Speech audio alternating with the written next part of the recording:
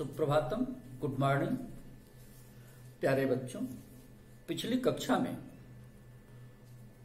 हम class 10th CBSE board का व्याकरण पढ़ रहे थे। रचना के आधार पर वाक्य भेद बताया जा रहा था। इसी क्रम में वाक्य कितने प्रकार के होते हैं यह बताया जा रहा था और प्रथम क्रम वाक्य रचना का प्रथम क्रम सरल वाक्य पढ़ाया जा रहा था। रिपीट करेंगे।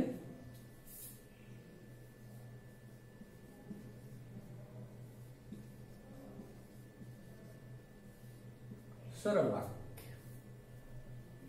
सरल वाक्य क्या है?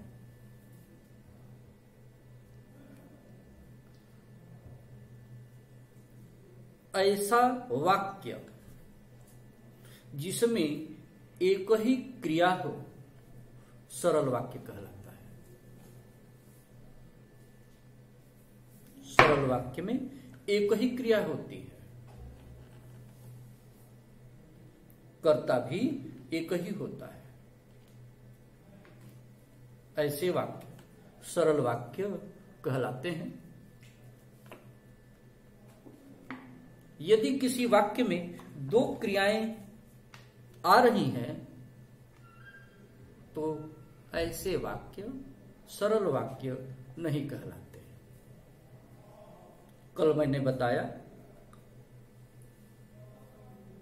मुझे दिल्ली जाना है, तो इस वाक्य में केवल जाने की क्रिया हो रही है, अतः यह सरल वाक्य है। यदि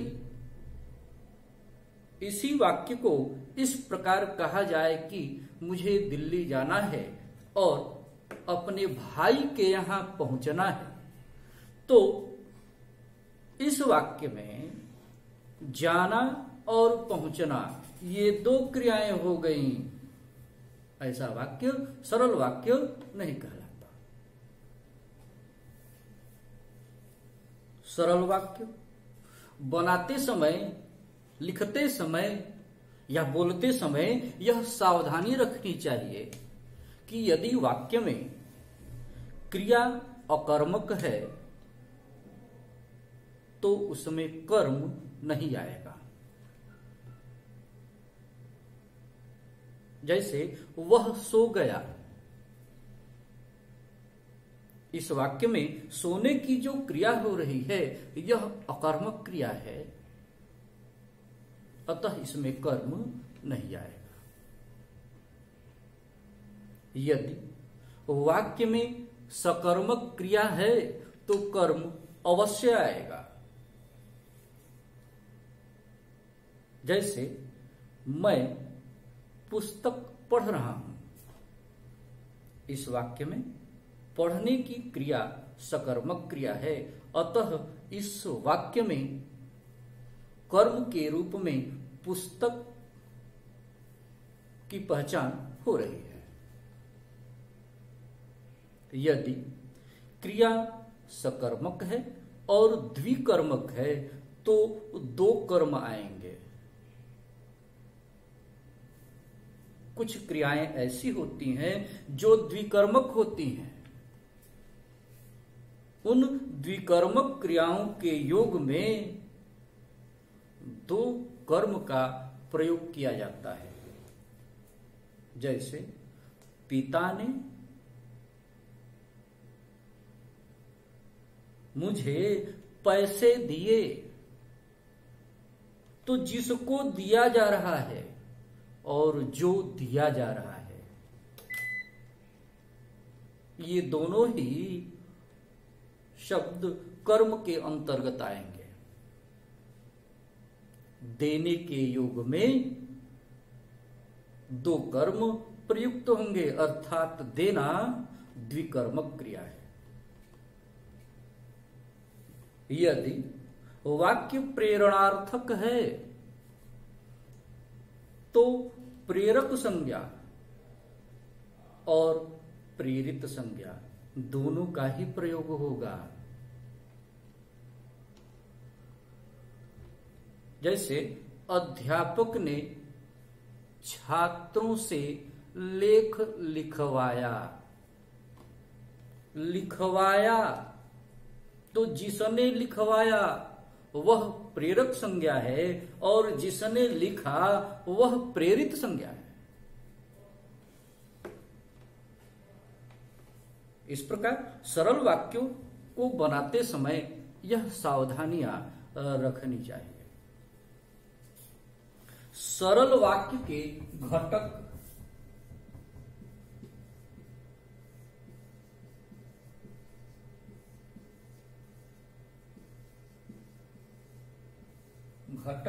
यानी अंग। सरल वाक्य के प्रमुख दो घटक हैं, उद्देश्य और विधेय।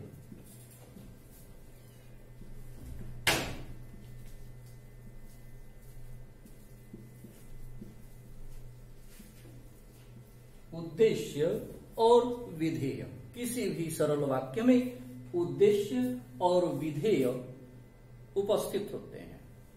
इन्हीं के संयोग से सरल वाक्यों की रचना होती है। ये दोनों ही सरल वाक्य में ऐच्छिक होते हैं, आवश्यक होते हैं। उद्देश्य क्या है? उद्देश्य वाक्य में जिसके बारे में कुछ कहा जाए वह उद्देश्य होता है। अगेन, वाक्य में जिसके बारे में कुछ कहा जाए उसे उद्देश्य कहते हैं और उद्देश्य के बारे में जो कहा जाए वह विधेय होता है। वाक्य में जिसके बारे में कुछ कहा जाता है वह कर्ता होता है। उद्देश्य के साथ कर्ता, कर्ता के विस्तारक रूप और विशेषण।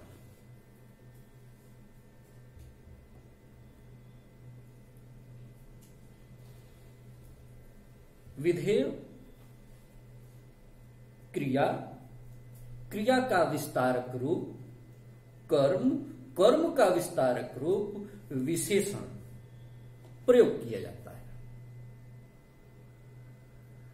तो उद्देश्य क्या है? अगेन, उद्देश्य क्या है? वाक्य में जिसके बारे में कुछ कहा जाए वह उद्देश्य है, यानी कर्ता, कर्ता का विस्तारक रूप, विशेषण उद्देश्य के अंतर्गत आएंगे। विधेय क्या है? वाक्य में उद्देश्य के बारे में जो कुछ भी कहा जाता है वह विधेय है। क्रिया, क्रिया का विस्तारक रूप, क्रिया विशेषण, कर्म, कर्म का विस्तारक रूप, यह विधेय है। एक उदाहरण के माध्यम से इसे हम समझ लेते हैं।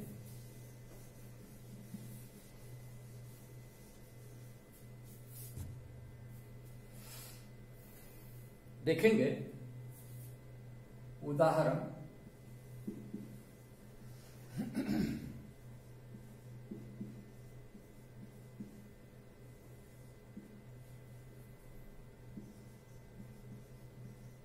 मेरी बहन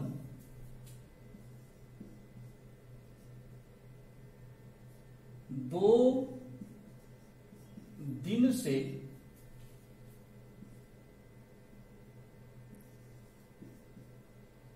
पुस्तक पढ़ रही है।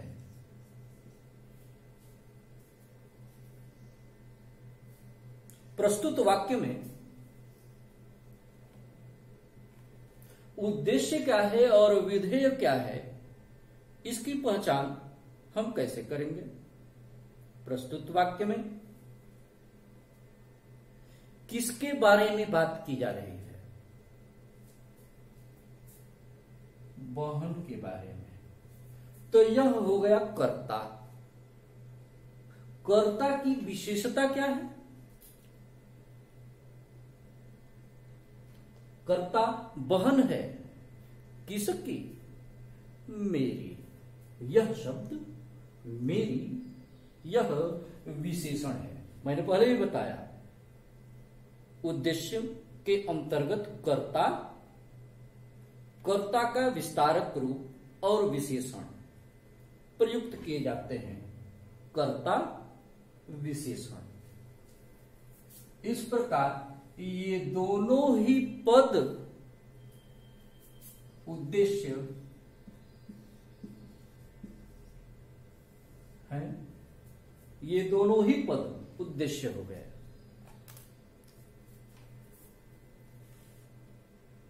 वाक्य में मेरी बहन उद्देश्य हो गया और इसके बारे में जो बताया जा रहा है वह विधेय है। पढ़ना क्रिया है। कब से पढ़ रही है? 2 दिन से। तो क्रिया की यह विशेषता है, यह विशेषण है। कर्म, समस्त वाक्य विधेय हो गया।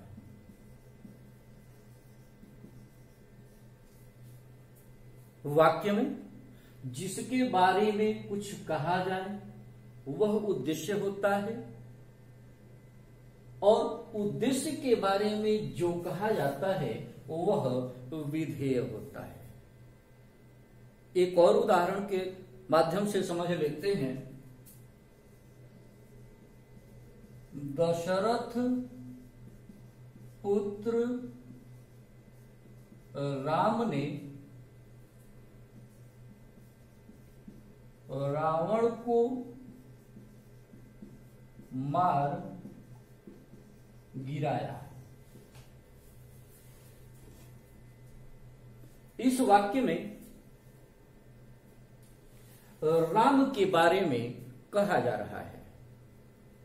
तो राम कर्ता हो गया। राम की विशेषता क्या है कि वह दशरथ के पुत्र हैं।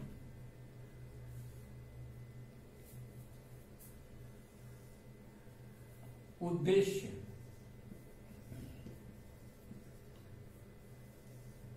दशरथ पुत्र राम ने, यह उद्देश्य हो गया। रावण को मार गिराया, यह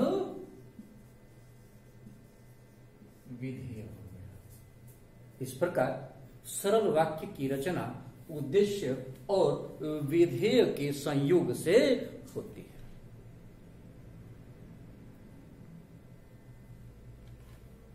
इतनी बात समझने के बाद अब हम आगे बढ़ते हैं। अभी तक हमने सरल वाक्य को समझा।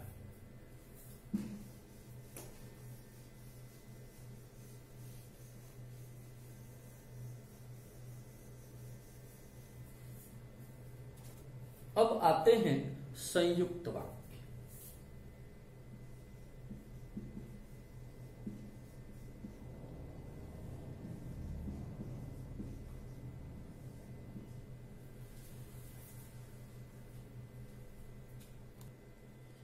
संयुक्त वाक्य, सरल वाक्य के बाद संयुक्त वाक्य और संयुक्त वाक्य के बाद मिश्र वाक्य हम पढ़ेंगे। अगली कक्षा में संयुक्त वाक्य पढ़ाया जाएगा। आप इस वीडियो को जरूर देखें, सब्सक्राइब करें, नोटिफिकेशन बेल दबाएं और आगे शेयर करें। धन्यवाद।